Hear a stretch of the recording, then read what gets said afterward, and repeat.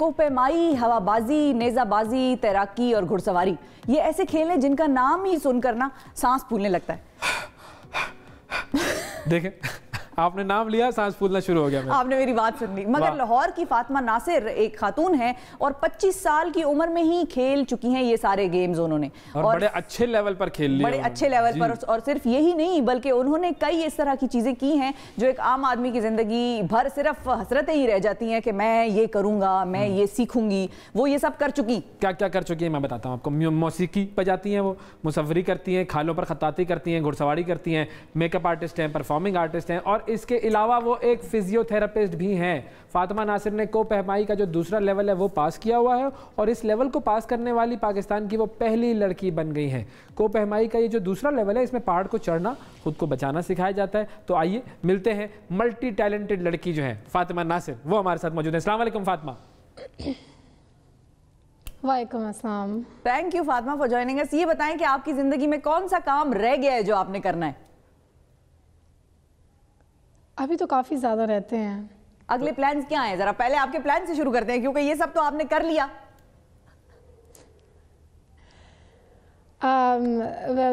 अभी काफ़ी सारी स्पोर्ट्स रहती हैं, जैसे कि एयर स्पोर्ट्स, ठीक है, पैराग्लाइडिंग, पैराट्रूपिंग, स्काई जंपिंग, और इस तरह की इवन स्की रहती है, स्नोबोर्डिंग रहती है, आइस स्केटिंग रहती है। तो ये सारे जो काम आपने करने हैं और जो काम आप कर चुकी हैं, आपके जहन में ये आइडिया कहाँ से आया कि मैं इतने सारे काम करूं, और इसके अलावा आप क्या करती हैं? मुझे हर वक्त कुछ ना कुछ नया करने का शौक़ होता है, तो मैं कोई एक चीज़ पकड़ लेती हूँ और उसको मैं करती हूँ जब तक मैं उसमें प्रोफेशनल नहीं हो जाती, till the time I am able to recreate it और टीच इट अहेड, और फिर उसके बाद मैं एक नया शौक़ पकड़ती हूँ। तो यानी कि आप इन तमाम चीज़ों को सिखा भी सकती हैं जिसके बारे में हमने अभी ये पूरी लिस्ट जो गिनवाई। हाँ जी। वाह, क्या तो बात है। एक स्किल को सीखने में कितना टाइम लगता है? मिसाल के तौर पे अगर घुड़सवारी है या नेज़ाबाजी है या इस किस्म की चीज़ें जो आपने की हैं, कितने टाइम में ये स्किल्स आप सीख लेती हैं? ये एक बहुत बड़ा एक फैक्टर होता है, ये हर बच्चे के हिसाब से ना मुख्तलिफ होता है। ऐसा नहीं है कि अगर मैंने जल्दी सीख लिया तो कोई और बहुत उसी टाइम से सीख लेगा जल्दी। हर इंसान को उसका टाइम लगता है, they take their time, they want to learn it. तो अगर मेरी बात की जाए तो मैं एक फ़ास्ट लर्नर हूँ काफ़ी, और मैं बहुत जल्दी चीज़ों को पकड़ लेती हूँ, समझ जाती हूँ, और मैंने अपनी माइंड की पॉलिशिंग ऐसी की हुई है कि मैं बहुत जल्दी चीज़ों को समझ जाती हूँ। प्रैक्टिकली अगर हो रहे हैं तो वो रट जाती हैं मुझे। तो अगर आपने कहा है कि नेज़ाबाजी सीखने में आई थिंक मुझे हफ्ता लगा है, बाकी सारा प्रैक्टिस होता है। जो भी आप काम सीखते हो ना, it's all about the practice. आप उसको कितनी ज़्यादा प्रैक्टिस करते हो वो उतना पक्का और उतना बेहतरीन होता जाता है। तो ये जो काम आप सारे कर रही हैं, अब इसकी अगर लिस्ट मेरे पास एक और जो मौजूद, उसमें साइकिलिंग भी है, उसमें पोलो भी है, शेफ भी है, और आप नवादरात भी इकट्ठे करती हैं, ऐसा भी है? ऐसा ही है। तो क्या क्या इकट्ठा किया है आपने? मैं काफ़ी एंटीक चीज़ें जमा करती हूँ, जैसे कि स्टीरियोज़, कैसेट्स, VCRs, रिकॉर्ड प्लेयर्स, ग्रामाफोन्स, पुराने ज़माने के cameras, and you know a lot of things like that. तो ये आपको मिलती कहाँ है? खरीदती हैं या किसी एग्जीबिशन पे जाती हैं? कहाँ से आपको ये मिल जाती हैं चीज़ें? मैं ढूंढती हूँ। मैं ये जहाँ पे भी जाती हूँ, मुझे जो चीज़ काम की लगती है मैं उठा लेती हूँ। ये मैं पुरानी दुकानों से भी ले आती हूँ। मैं अंदरून जो लाहौर है वहाँ पे काफ़ी सारी शॉप्स हैं, म्यूज़ियम्स हैं जहाँ से मुझे मिल जाती हैं, और संडे मार्केट्स लगती हैं लाहौर में, वहाँ से। तो ऐसे ही उठा लेती हैं या पैसे देती हैं? रकम भी तो बहुत सारी चाहिए होगी ना? हाँ, पैसे दे के लेती हूँ डेफिनेटली। काफ़ी सारे लोग होते हैं जिनके लिए कबाड़ है, ठीक है। अगर एक पुराना 1920s का कैमरा है, उसके लिए किसी काम का नहीं है, उसको कुछ समझ नहीं है इसकी, तो वो मुझे 700 में भी दे देगा, 300 में भी दे देगा, 3000 में भी दे देगा। इन कीमतों पे मैं ख़रीद चुकी हूँ, तो मिल जाती हैं ऐसे। अच्छा, मुझे ये भी बताइएगा कि फातिमा, जब आप ये सारा काम कर रही होती हैं तो इसके अंदर आपको सपोर्ट भी चाहिए होती है। कौन कौन ऐसा है जिसने आपकी इतनी ज़्यादा सपोर्ट की कि आप इतने सारे काम करने के काबिल हुई? सबसे पहले तो मेरी मदर आती हैं, क्योंकि मेरी मदर ने मुझे बहुत सपोर्ट किया है, हर स्टेप पे सपोर्ट किया है। उन्होंने इवन बाबा मना करते हैं तो फिर मामा सपोर्ट करती हैं कि तुम चली जाओ, तुम कर लो, because she believes in me a lot. काफ़ी सारा रोल मेरी मदर का है कि उन्होंने मुझे इतना बहादुर बनाया, इतना एक्टिव बनाया, उन्होंने मुझे इस काबिल किया कि मैं अपनी डिसीजंस खुद ले सकूं। और फिर मेरे फादर की भी सपोर्ट है कि एट द एंड बाबा मान जाते हैं, और कुछ जगहों पे जहाँ मुझे अपने फादर की सपोर्ट चाहिए थी तो वो भी देते हैं।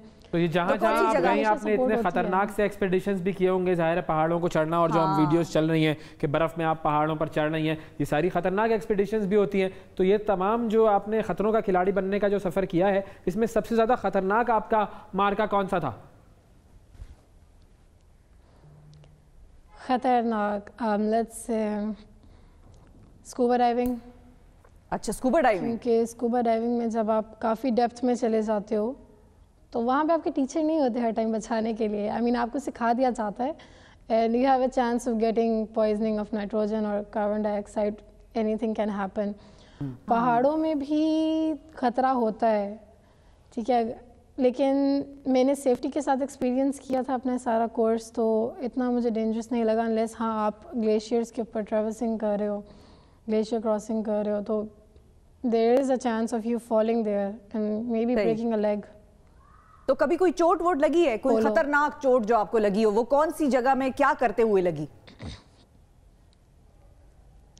मुझे जो सबसे मैं सच मैंने हमेशा ख्याल किया है कि मैं अवॉइड करूं कोई भी ऐसी सिचुएशन या ऐसा काम जिससे मुझे इस तरह से चोट लग जाए कि मैं आगे काम करने से रुक जाऊं, ठीक है। जैसे कि हड्डियां तोड़वाना is a very long process, बड़ा लीथल, हाँ, फंस जाता है बंदा उसमें। तो पोलो खेलते हुए ऐसा हुआ, वह नेज़ाबाजी करते हुए भी मैं गिरी हुई हूँ घोड़े से चलते हुए, और अल्हम्दुलिल्लाह मैं बच गई थी क्योंकि मेरा फॉल ऐसा था कि मैं घोड़े से दूर गिरी थी, वरना खतरा ये होता है कि घोड़े के नीचे ना आ जाता है, बिल्कुल आपके ऊपर स्टेप कर जाता है, इस तरह की सिचुएशंस आ जाती हैं, या आप लटक जाते हो घोड़े से और आपको साथ ही ले जाता है। That's another dangerous thing. तो अल्हम्दुलिल्लाह मैं या तो रुक जाती हूँ वो काम करते हुए, या मेरी अल्लाह की मेहरबानी थी, बचत हो गई आपकी। बिल्कुल सही बात है, हाँ ख्याल करना पड़ता है। यस। अच्छा, अब जो पहाड़ों की बात की आपने फातिमा, पहाड़ चढ़ना जिनसे आपने सीखा है, हमने सोचा उन्हें भी अपने प्रोग्राम में शामिल करें। तो जो आपके ट्रेनर हैं उन्हें भी हमने अपने प्रोग्राम में शामिल किया, और हमारे जो रिपोर्टर हैं एक, वो आपके ट्रेनर के साथ मौजूद हैं, ज़रा उनसे बात कर लेते हैं।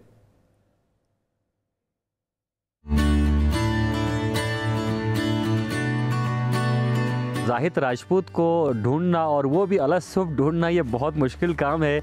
और जो मुहिम जो अफराद हैं या जो मुहिम जोही के जो शौकीन अफराद हैं वो अमूमन पहाड़ी इलाकों में होते हैं, और सुबह का वक्त है, काफ़ी शदीद सर्दी है, स्कर्दू में दर्जे हरारत -15 तक गिरा हुआ है, और मैं इस वक्त मंठल की पहाड़ियों पर मौजूद हूँ। और किसी ने मुझे बताया कि जाहिद साहब अलसुब जो है वाक़ के लिए मंठल की पहाड़ियों में पाए जाते हैं, और बिल्कुल यहाँ सामने बैठकर स्कर्दू शहर का नज़ारा कर रहे हैं। जाहिद भाई अस्सलाम वालेकुम, कैसे मिजाज हैं? खैरियत हैं? ठीक ठाक हैं?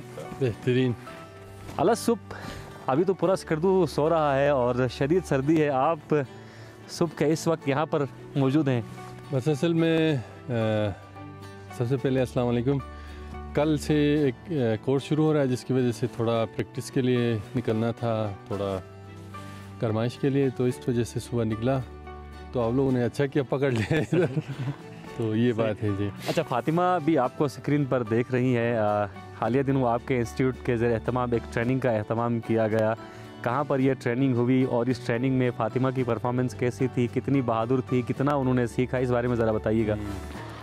फातिमा नासिर जो है अब तक जो है मेरे जो इंस्टीट्यूशन में ट्रेनिंग के लिए जितने आए उनमें अगर 100 अगर आप चूज़ करते हैं तो उनमें टॉप 10 पे हैं, और स्पेशली 2 ऐसे हैं जिसको हम मज़ीद चूज़ करते हैं कि जो सबसे टॉप है, उनमें एक फातिमा है। तो उनका पहला था लेवल 1-2 का, लेकिन जिस तरह से उन्होंने किया ice climbing, traversing, wall traversing, glacier travelling, rock climbing, बहुत सारी चीज़ें। हम मंठल की पहाड़ियों पर मौजूद हैं जाहिद राजपूत साहब के साथ, और मैं भी चाह रहा हूँ कि मैं भी आपसे तरबियत लूँ, आपसे सीखूँ। क्या मैं ये क्लाइंबिंग कर सकता हूँ? तकरीबन कोई 4000 मीटर पर इस वक्त हम मौजूद हैं। आप जो हमारी जो सहाफ़ी बरादरी है उनमें आप एक ऐसा बंदा है जो सबसे फिट है। अच्छा। ठीक है, तो कर सकते हैं, कोई मुश्किल काम नहीं है। जिस तरह मैंने कहा, आप बेसिक स्टेप्स लेना शुरू कर देते हैं तो बिल्कुल जो फिर आसान है, फिर कोई मसला नहीं है, कर सकते हैं। बस ये चीज़ें हैं कि आपको शौक़ हो इस चीज़ का।